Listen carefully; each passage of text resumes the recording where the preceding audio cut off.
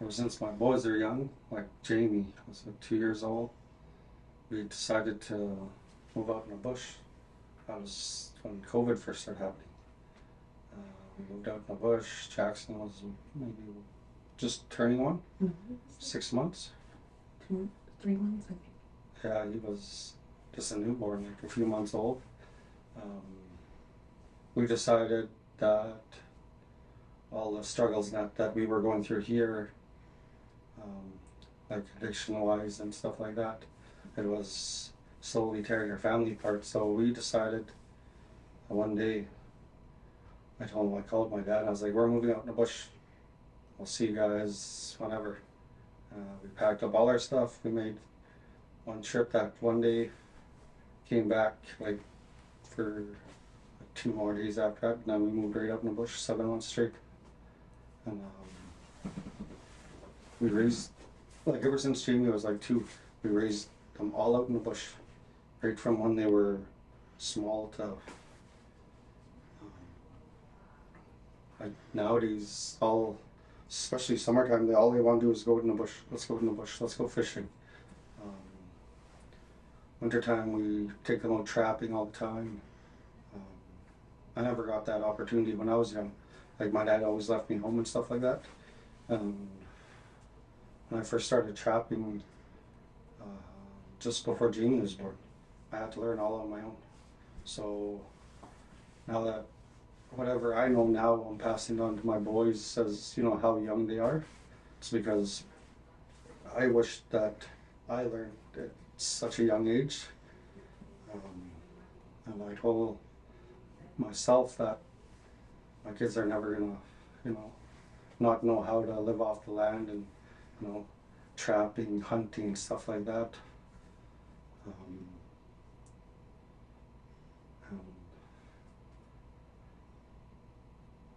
and that's like pretty much, if we weren't working, we would be living a bush life. Like, maybe 5, 10 years down the road, we'd be our our plan is to like completely live off the grid out in the bush full time year round, and make a living out there. And um, but we would have been doing that already, but we'd rather work, start building ourselves up and make sure we have everything out there before we actually move out there. Um, and all this is, just getting everything ready for my boys to, grow up out in the bush, and they'll have a place to go all the time when we're not here. Like, I didn't have that opportunity growing up to live out in the bush. Like, I always went hunting every now and then, trapping with my Gigi, or once in a while go hunting with my dad, so I had to learn everything all along, like mostly by myself. But as I got older and I started really learning, and nowadays my dad doesn't even step foot outside me. I do all the hunting, all the trapping, everything for him. Summertime, he'll come out all the time in summer, but wintertime he won't do hunting, stuff like that, because he's getting too old now. So my boys, they're in school. They love school. They tell them, oh, there's no school today. They'll get mad and cry because they want to go to school. Jamie, this year he really fell in love with hockey, and we made sure that he has everything he needs for it, and order him his stuff and all that. Jackson, he's not so much of a well, I guess he's a little bit too young yet, and he's still trying to find what his passion is and stuff like that.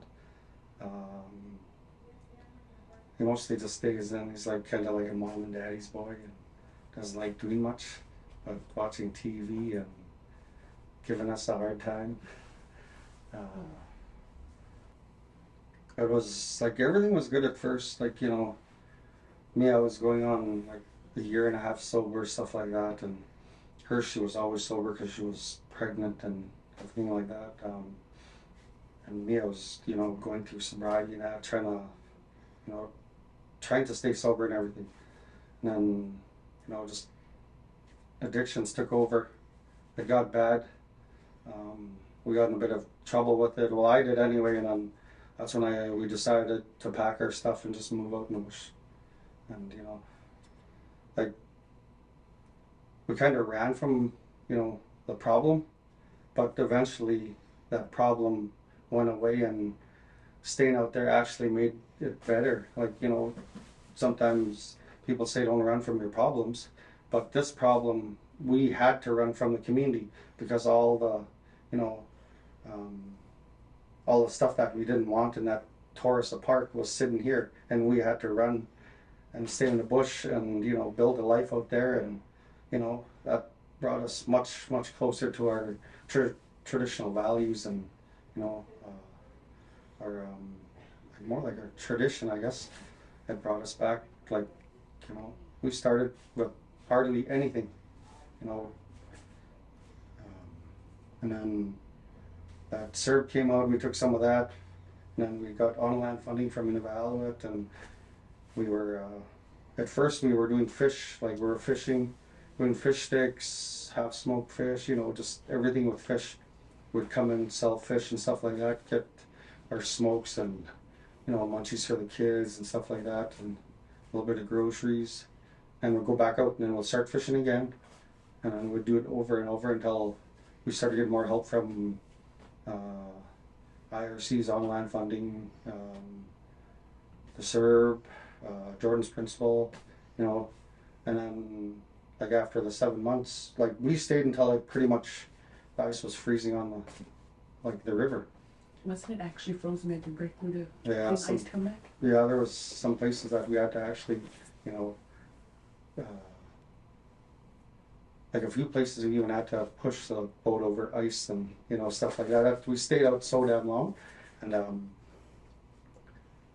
we didn't want to come back. That's why we stayed out so long, and we didn't want to come back. We thought we'd just stay for freeze up and move back out, but we started working again, and like that's when restrictions started lifting a bit.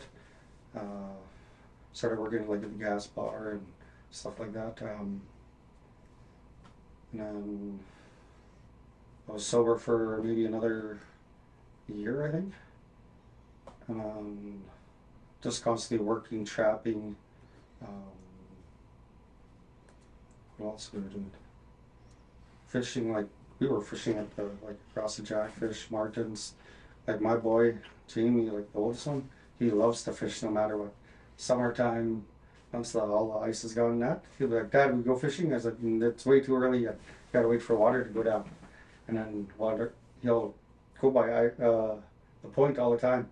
"Dad, water's going down. Let's go in the bush. Let's go set fish net." Like, right now he wants to go. And we gotta tell him, "You gotta wait for water to go way down. It's way too early yet," and stuff like that. And he's like, that kid has a passion for the bush. Like, he'd rather stay out in the bush than, come to town and stuff like that. And like, he'll cry to stay out there and everything, and he wouldn't want to come back. Well, when we first started fishing, it was like a reminder. He had to remind me how to cut fish because I was like, I only, like when I first stopped going into the bush, I was like 12, and it's like a big span of time. So like, he reminded me how to cut fish, and that I caught on right away. And then I didn't like when he would help me, so I'd kick him away, and he'd go do his thing or fix stuff around camp. The process, it took a while and took a long time to get used to, but it was good because it helped us, and it helped other people's cravings, and because that stuff doesn't come easy. Like, you have to work with it, and it's a process of it drying and then getting it ready, putting in bags and bringing it back. But that wasn't a problem in the end. It got easier and easier. And Jamie always has an excitement when they're checking that, always has an excitement as the fish get bigger and bigger, and sometimes he gets so excited that he swears. And Jackson, like him, you could tell he likes it out there, but he doesn't show it. I guess just like the quietness. And we used to have a swing up, and he used to be really bad for that and stare around and say, "Oh, look at, I see this and I see that." But like the fish wise, he was scared of fish. And like when it flopped or he got too close to it, he'd scream and get scared of it. And Jace, he was when we first moved out I was pregnant with him, and only I knew. No one didn't know then till a few months later. And no, the time out there is amazing. Like there's no worries. And it was when we first moved out there too. It was during COVID. There was like no worries. You didn't have to worry if you were getting close to somebody or anybody else's bubble. You just got out and did what you wanted to do. No restrictions, nothing out there.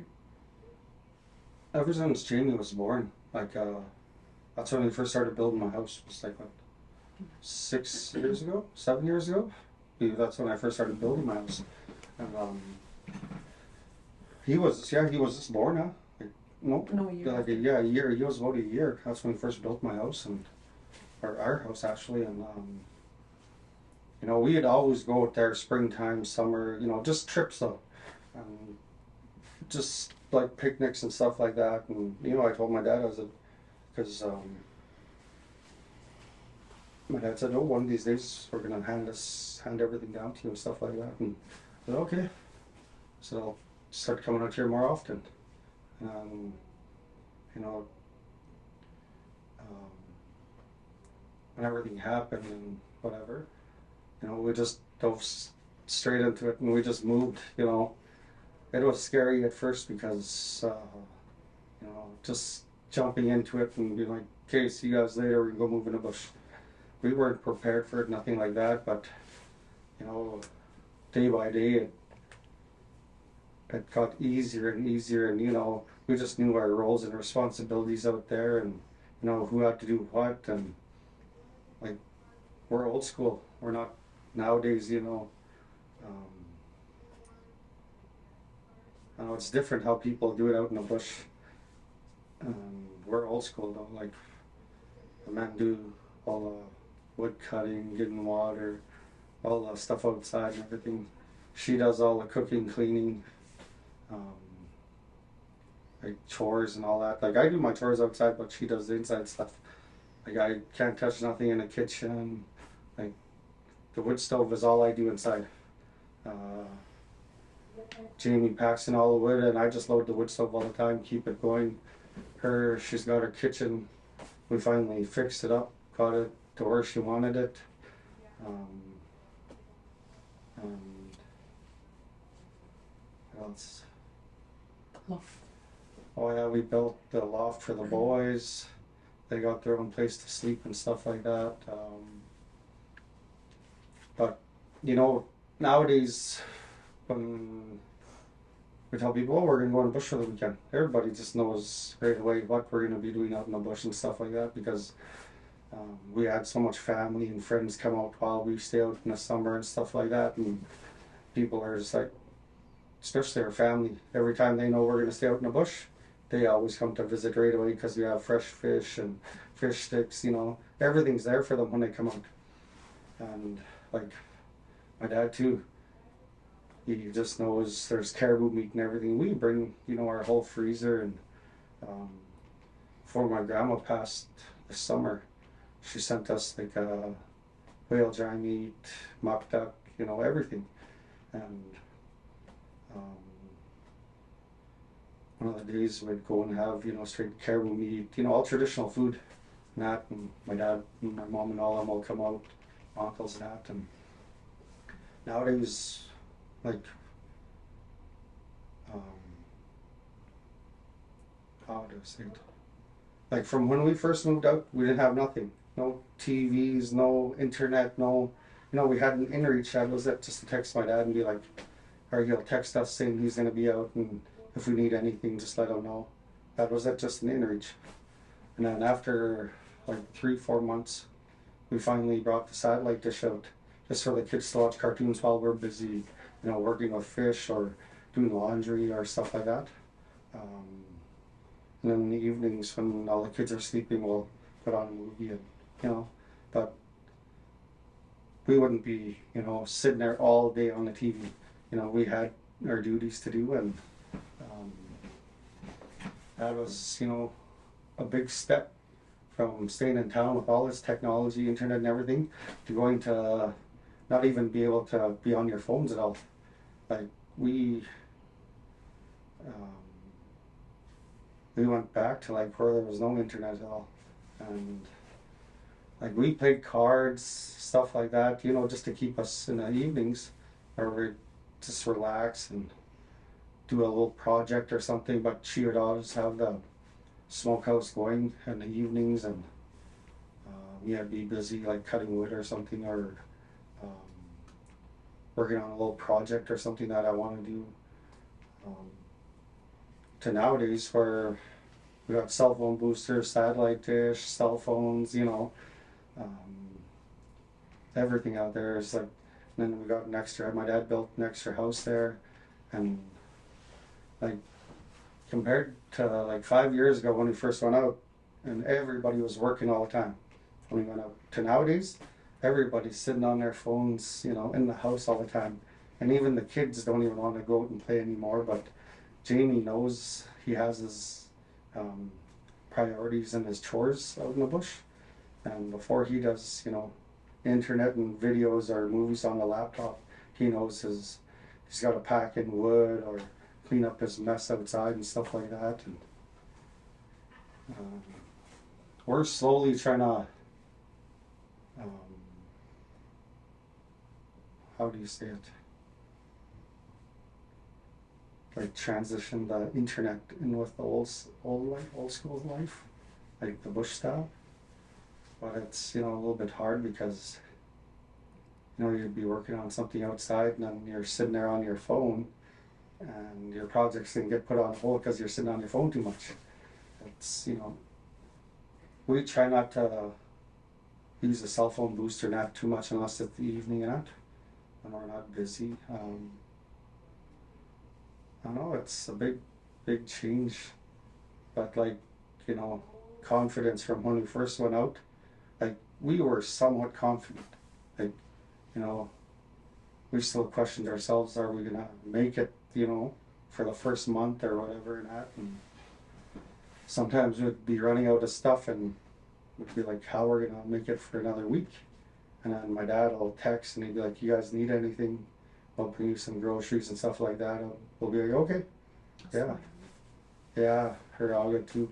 Like, she would like call my mom or her mom, and um, she'd be like sending groceries and stuff like that, because my parents, her Olga, her mom, like they supported us 100%, because we went from this lifestyle here to this lifestyle up here. Like, you know, um, we completely changed our lives after that.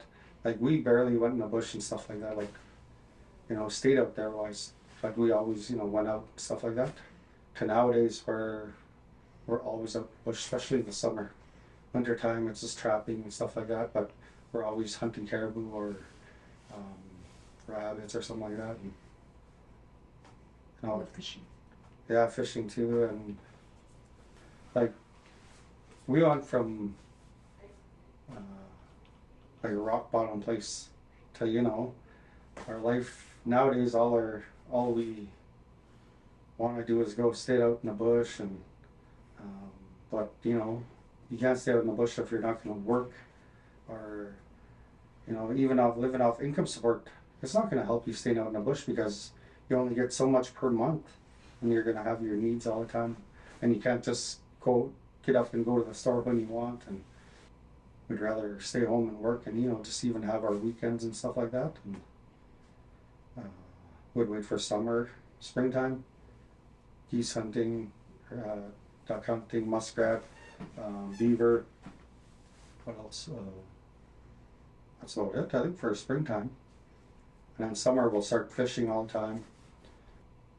Fall time is like caribou. Um, Winter, then we start getting ready for trapping. Well, first we'll go fishing first, like, you know, losh time, for losh and coney. Um, we don't really set fish net in winter. We're always too busy with something else. Plus, we got the 3 kids there. Um, and we'll start putting fish away for trapping, and we trap all winter. Plus, we'll still be going caribou hunting, moose hunting, stuff like that. And that's just the basic cycle ever since, you know, we moved out in the bush like, what, 5 years ago, for that, like 7 months straight. And every year it's the same cycle we do every time. It's, just a routine now. All this probably would never happen if it wasn't for my parents, her Olga, her mom. That's our main supporters of us staying sober and everything all the time. And we still go through our struggles every now and then, but we get back up on our feet and we start over again. Um, that's why people always say it's never too late to start over again. It was actually really amazing because like you're able to sit there and hear other sounds around you, like birds and the wind, hear your own thoughts, and see so many beautiful things in front of you.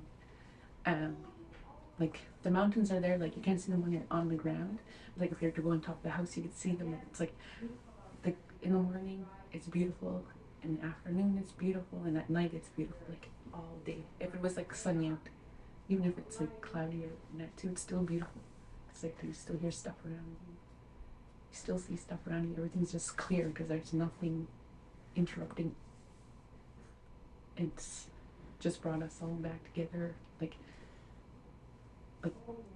Like we had hard times, and those hard times weren't there anymore. So we were able to be there with each other and have each other and stuff around us. A lot of things too we did out there was like together, like the fishing and being in the boat, going to get wood. That was the hardest step we've ever taken. This, especially for me too, because I was struggling with alcohol so bad, like I got in trouble and everything. And one day I just told Grace, I said, let's go move in a bush. She said, you sure? I said, yeah, pack everything up, let's go. Pack the boat, I'll go get the boat ready. And sure enough, I brought the boat to the house, and not even 2 hours later, Grace had the whole house packed. All there was our bedroom, like, our furniture, our couch, and everything else was in the boat. All our whole kitchen, all our groceries, everything was in there. It was hard at first. Like, that was the hardest step we've ever taken. Was this? We've always wanted to do it. We always said we were going to do it, but one day we just packed everything. Told my dad, we're moving in the bush. See you guys later. And I said, okay, I support you 100%. We took off out in the bush, got everything out, came back next day, load of groceries, went back, came back, another load of groceries and a few other things that we forgot the first day. From there, it was just, day by day. Like, yeah, it was hard, but, we had to learn to, just like people when they move to the city, you just take it day by day, every day as a new stepping stone, and you gotta learn new things every now and then if you want to get somewhere in life. Just like us, when we talk about the bush all the time, we want to get somewhere out in the bush. We have to, take it day by day and have patience. Like, before we moved out in the bush, our patience level was right here. But after, all these years of staying out in the bush, like, we used to argue constantly, always arguing. But nowadays, we just, we argue every now and then. Like, especially me, like, my patient level is way up here now.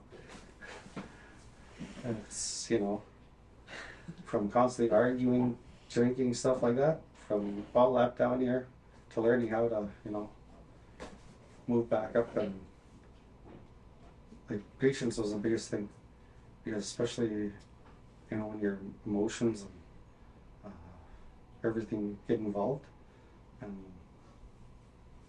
patience was the biggest thing that, I had to learn. Like, in town, you have everything easy, it's in front of you. But, when you're out in the bush, you have your berry patches, your water creek, your wood spot.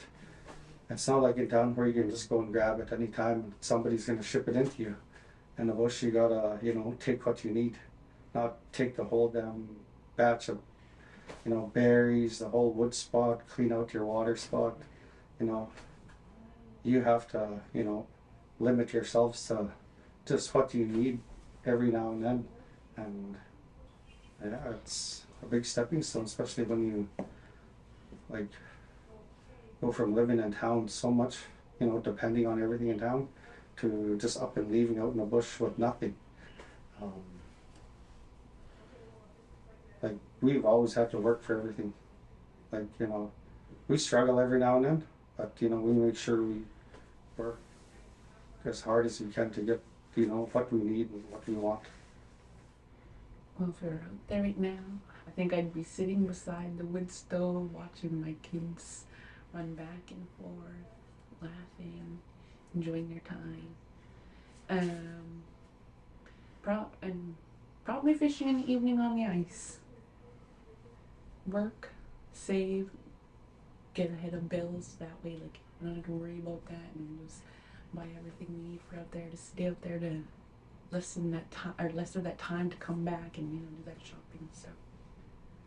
We have everything there at once and not have to come back so many travels back and forth. The drive out there is always amazing unless we're traveling and like catch the rain or trying to beat the rain. It's always amazing. It's like maybe an hour and a half drive, but you still see the mountains and the willows and every now and then moose, but we also see lots of ducklings, ducks, beavers, and during the springtime or summertime when the ducklings start coming around, my kids get excited to see it, or we get excited to see them because watch our kids get excited. And we have a stub, and they're always like, "Oh, there's this one there, and there's more over there," and they know which one to watch. Well, I grew up I didn't grow up in the bush, but I did go out hunting and stuff, like day trips. Once in a while, camp a weekend out in the coast, like near the coast. And I've also did a lot of trips with George Edwards and Judy Slammy when they used to take us to Shingle and Birds Camp.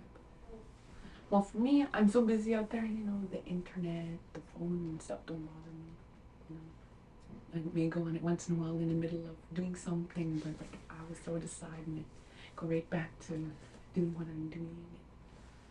Save for time when I'm not doing nothing. There's so much more to do out there. We can either walk or go out in the boat and go fishing in the lakes or pick berries and just joy rides.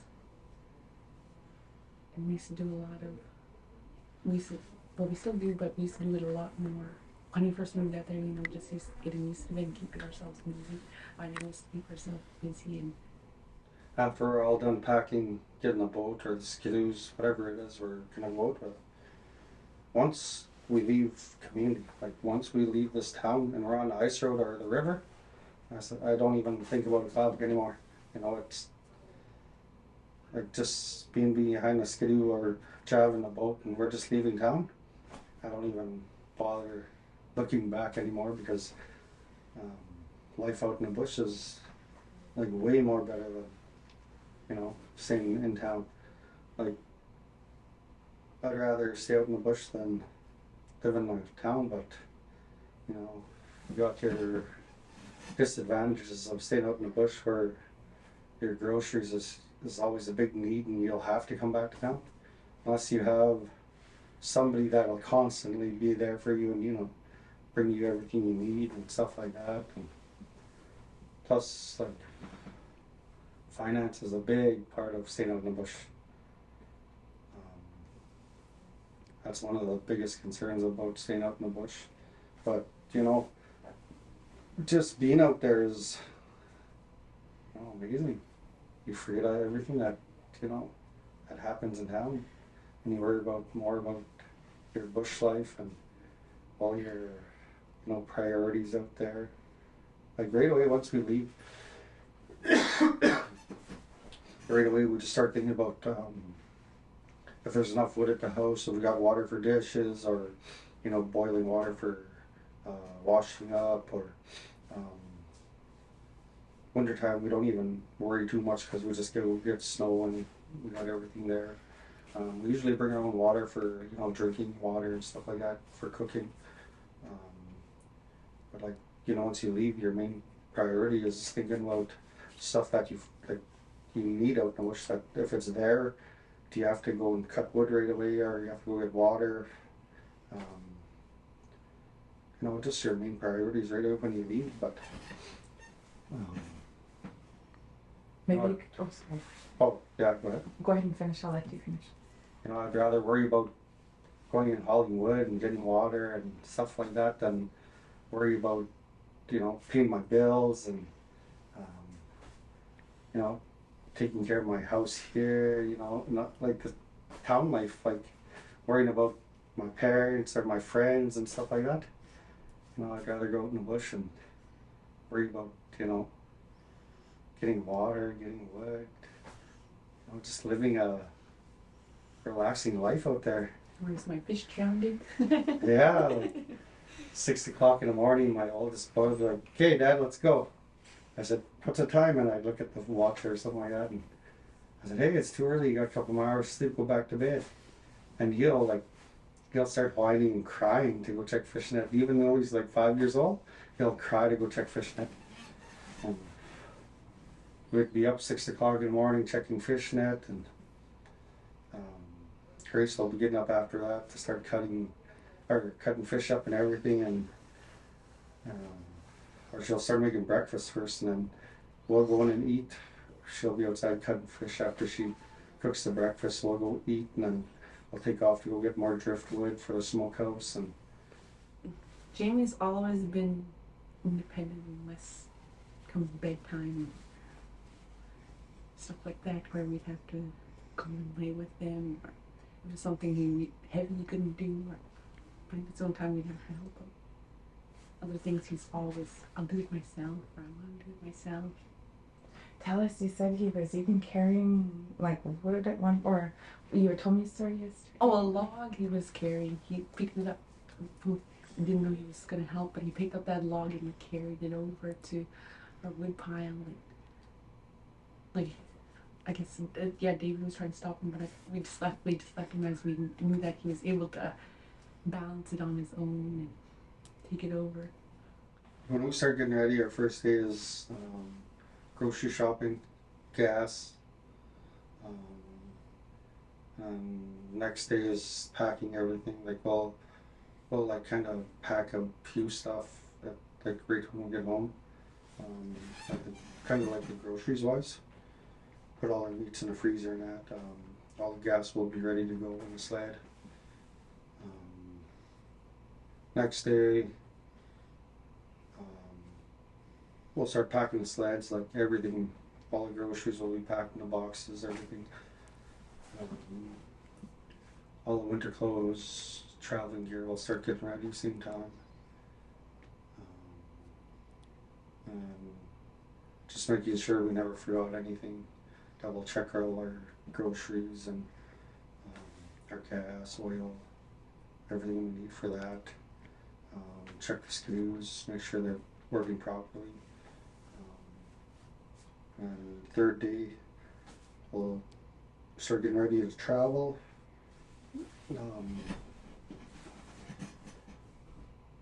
I just finished packing the sleds on a travel day because mostly the grocery wise, so they don't freeze in it. Let's get all that, like the main stuff in there, wrap it up. Usually there's 3 or 4 SKUs that we took out.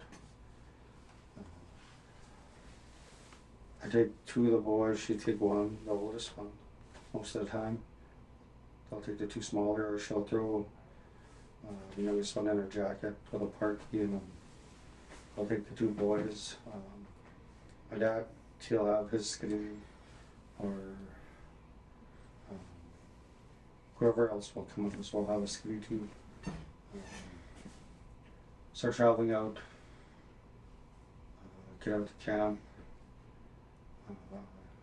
Usually we'll try to go, you know, my dad will try to go a week before and fix up the trail and everything and pack it down that, and then when travel day comes, then we wouldn't have to worry about too much. Get out there. You said it was an hour and a half, or like how long did it Yeah, take? it's about, with Skidoo, if we go all the way around by the ice road area, we don't really job on the ice road much, but we follow the, like, that's where the ice road is towards McPherson, because our camp is the old, what they used to call it, I don't know if it was a school or something, but it was like, kind of like, She knows it has newlings. yeah, new lanes, but it was, you know, like, no fenders or something like that for stuff like that. It's just down the river a little bit. You go to the, follow that creek, just a few bends down. Take us about maybe an hour and a half. But when it's just me and my dad, it'll take us probably about 45 minutes, half an hour.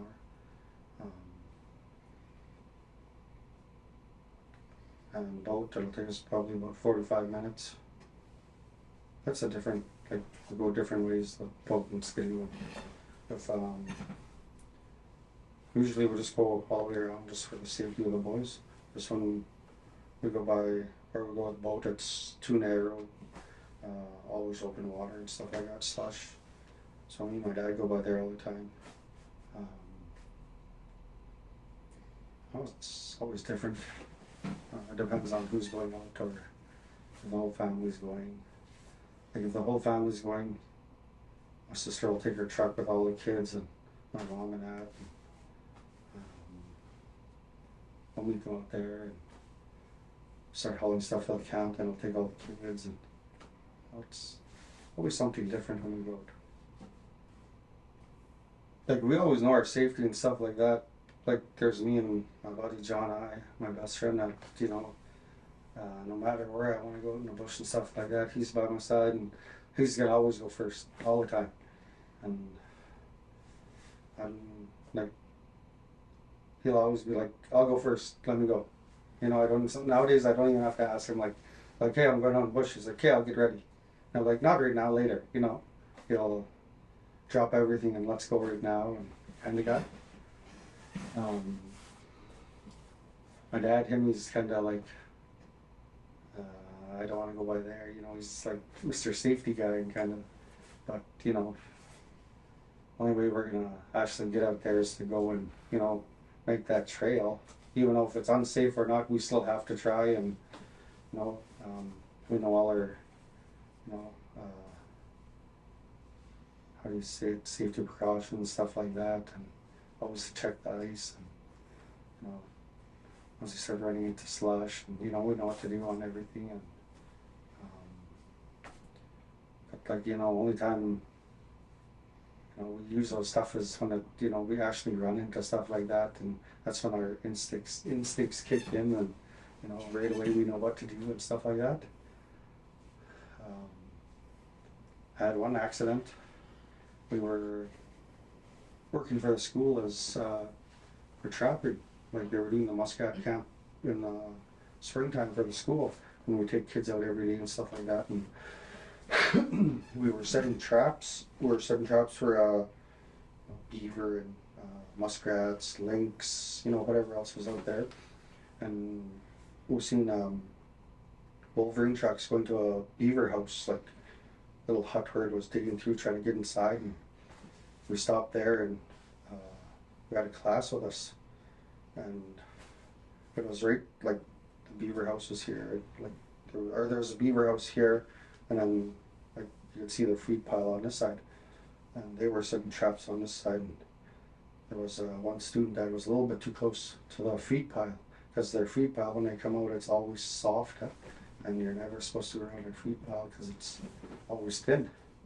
And where they were watching the other guys set up the trap and everything, showing them how to, you know, demonstration. And I was watching, and the student kept moving closer and closer to the left. I said, hey, come, you gotta move on this side. And I just moved the student on this side, and I, you know, stood like right where they were standing, just to tell the kids don't go any closer. And just when I moved that kid and I stepped over, I fell through the ice and fell up to my chest. And I guess I was holding on the ice, like the water was flowing, and my big boots and everything, big ski pants, and you could just feel my feet like dragging, getting pulled. And the guy that was demonstrating the trap went and pulled me out of the hole, and I was soaked from like must be up to right up to my chest area, like just top half of my jacket, and everything was dry.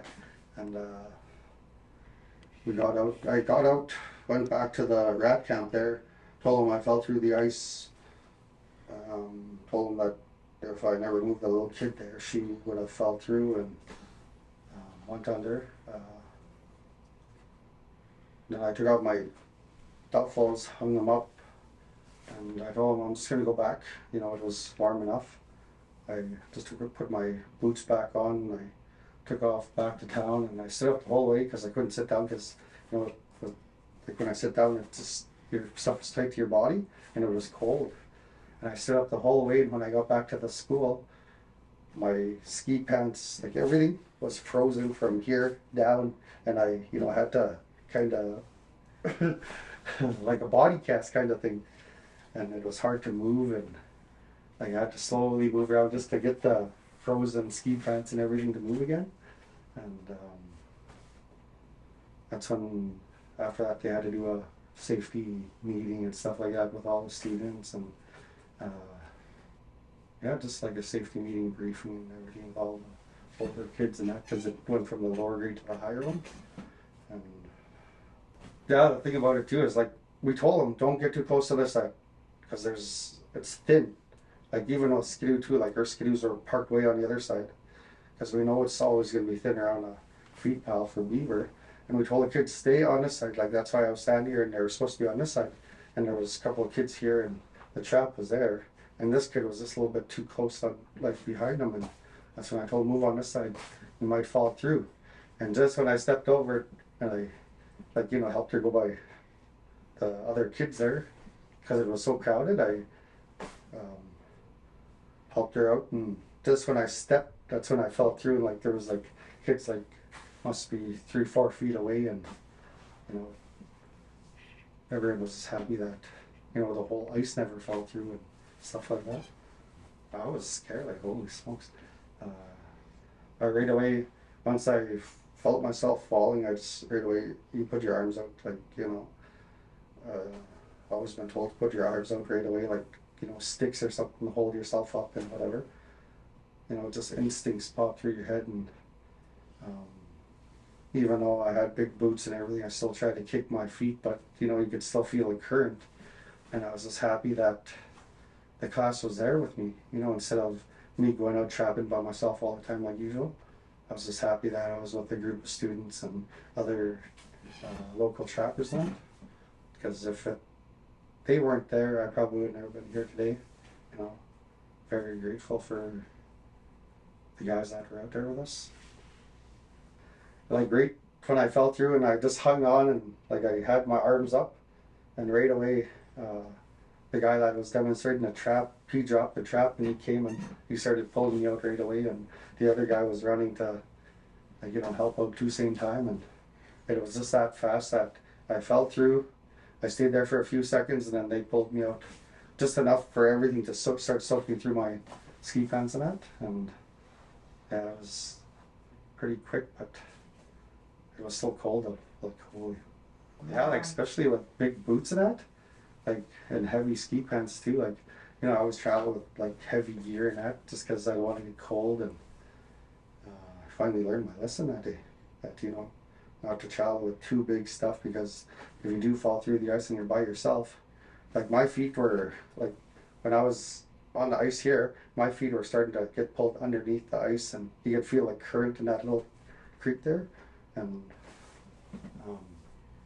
yeah, that current was a bit strong just for a small little creek there. And yeah, if it wasn't for the other local trappers, like, I probably would never been here today, you know, or at least something, I would have had my feet cut off or my leg or something like that from, you know, frostbites and freezing my legs and stuff like that. Same time too, I'm happy it was warm out that day, and you know, I jumped on my skidoo and went to the muskrat camp there. The wood stove was already going. They had, you know, coffee and tea and everything already on. Um, had a cup of tea and, you know, warmed up. Tea is like when you drink tea, it just warms up your inside just instantly up.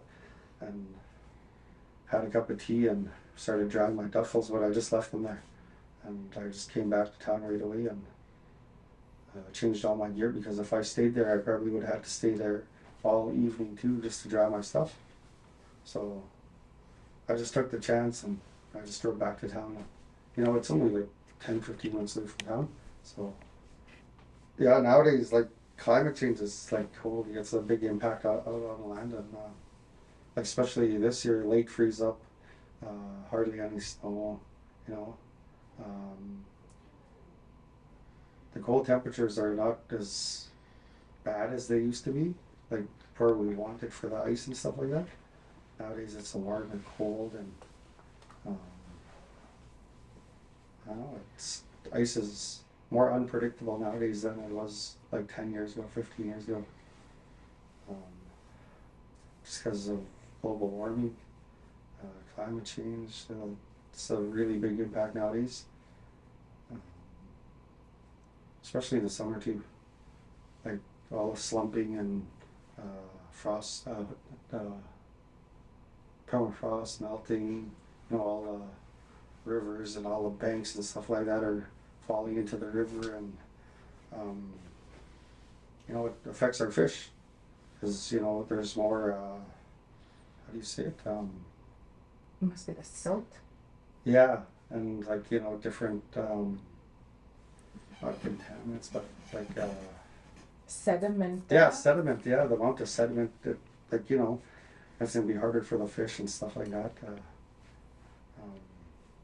then that also affects, you know, fishing season, stuff like that in the summer. And, fish could be too soft, and, you know,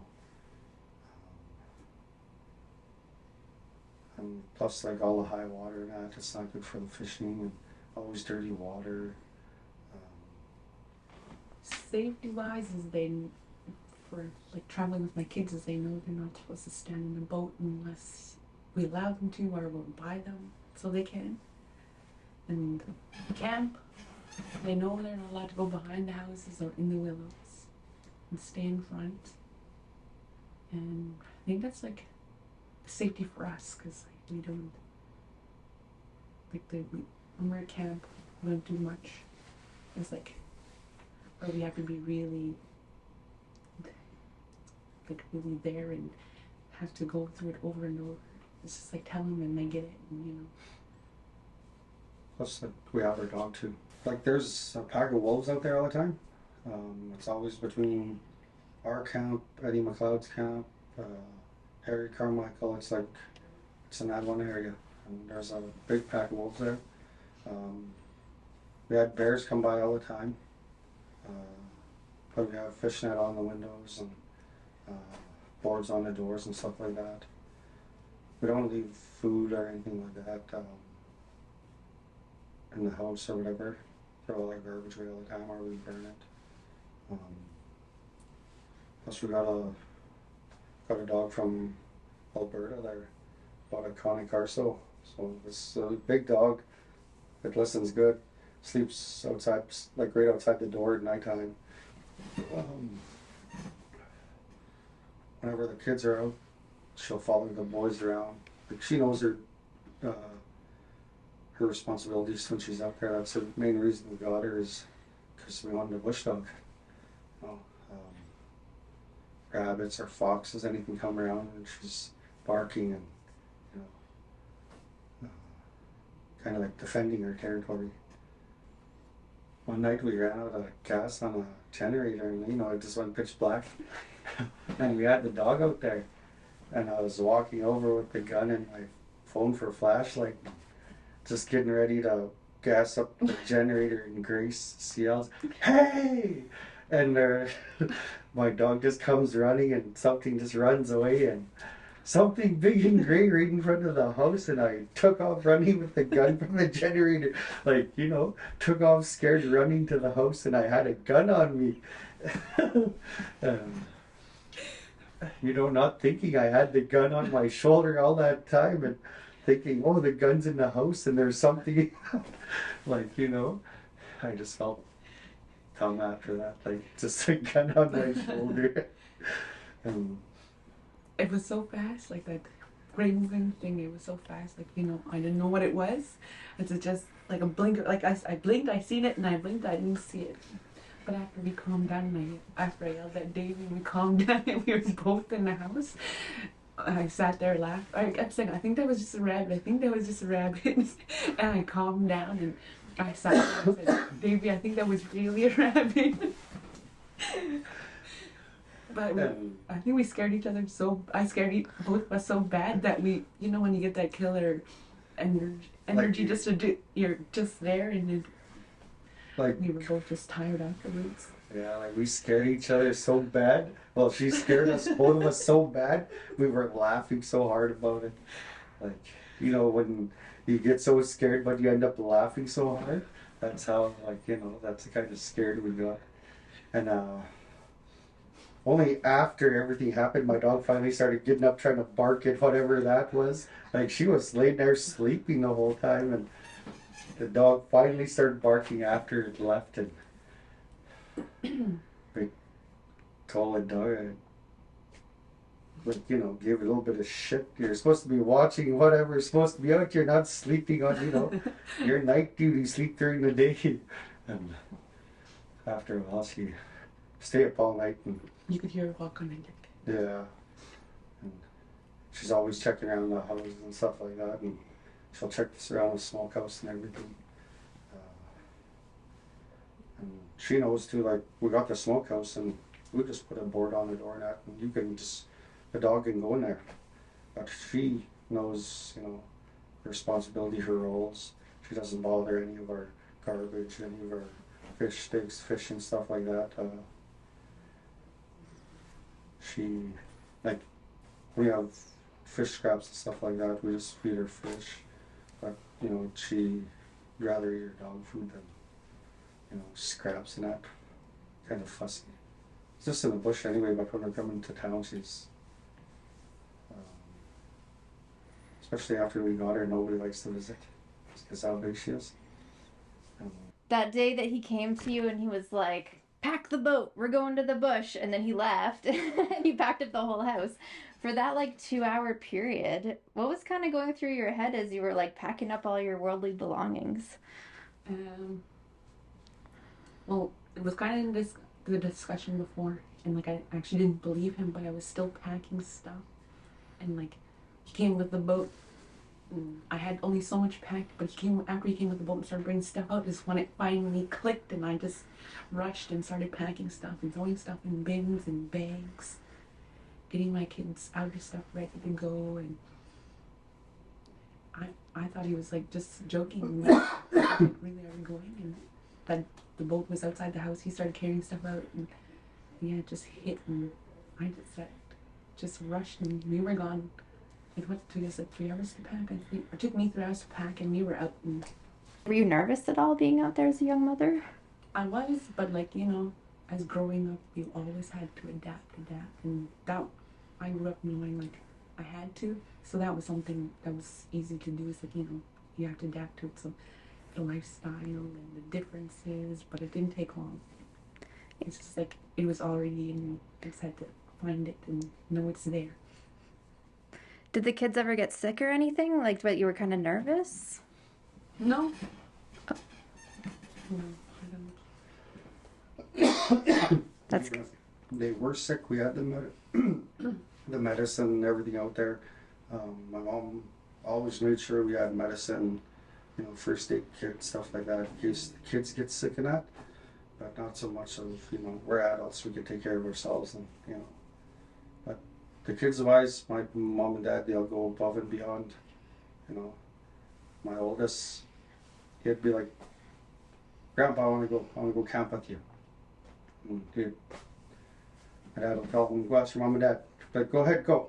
give us a little break because he's the oldest. He wakes me up 6 o'clock, 7 o'clock in the morning, and I want to sleep in some days. And when he goes back to town, it's kind of like a little relaxation period. But at the same time, our day will start a little bit later and stuff like that.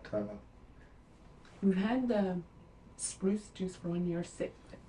Remember how they were sick out there? Like, I don't think we actually like caught the bad sickness where we had to take meds or anything. But we still had the tree gum juice out there.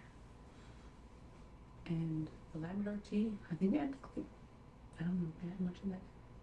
Yeah, It was around us, but we didn't. yeah, like it's still part of our culture and traditions. We still want to get into is like traditional medicines and teas and things that we can eat and stuff like that. And eventually we'll start getting into actual old traditional lifestyle and pick up on the things that our elders used to do back in the day and stuff they lived off of. And like back in the day, all our elders were always like 90 years old, 80, 90 years old, and hardly had cancer, hardly none of that was around here back in the day, just because of the traditional lifestyle they lived. And nowadays, there's cancer and strokes, heart attacks, bad all the time, and just because of most elders nowadays like get meat and traditional foods from that, like from ACC or the Good Chin. They only have a certain amount of time, when these organizations can provide it. And some elders, constantly, like they have family members that will, go above and beyond for them and make sure they have all these all year round, and all these other elders don't have it at all. That's one of the big things too. Is like when we go hunting and that, we like even rabbits, ducks, geese, anything like caribou, moose, we give out first, and then we take. If there's any left over, we'll take it. But if not, we'll try to give everything out, and then we'll go out and hunt for ourselves in the end when we know that people, have their needs and wants before us, because that's the way we got brought up. And ever since my kid was young, Jamie, ever since he was young, we'd go snare rabbits and everything. And when we come back, if we get rabbits and that, he'd go and give it out to elders. And he'd always want to check for snares every day and stuff like that. And right away when he gets rabbits, he'll go to the few elders that always, always ask for rabbits or fish or something like that. He'd stop by their house all the time and give them, and we don't ask for nothing in return. It's just the way we were brought up. We'd rather give than get. We don't ask for, never ask for anything in return. And except for the few elders that make us. Yeah, there's a few elders from out of town that, we help them out with caribou and stuff like that, and they tell us that they haven't had caribou in a long time and stuff like that, and we tell them just take it, because not very often some of these elders can get all this stuff that we have right in our backyard and stuff like that, and would rather let them have plenty than none at all. And don't be scared to ask, and take every opportunity you can get, even if you're uncertain about it. Just go for it anyway. You're never gonna get out of your comfort zone, or you're always gonna be scared if you don't just get up and go for it and push yourself to do something better.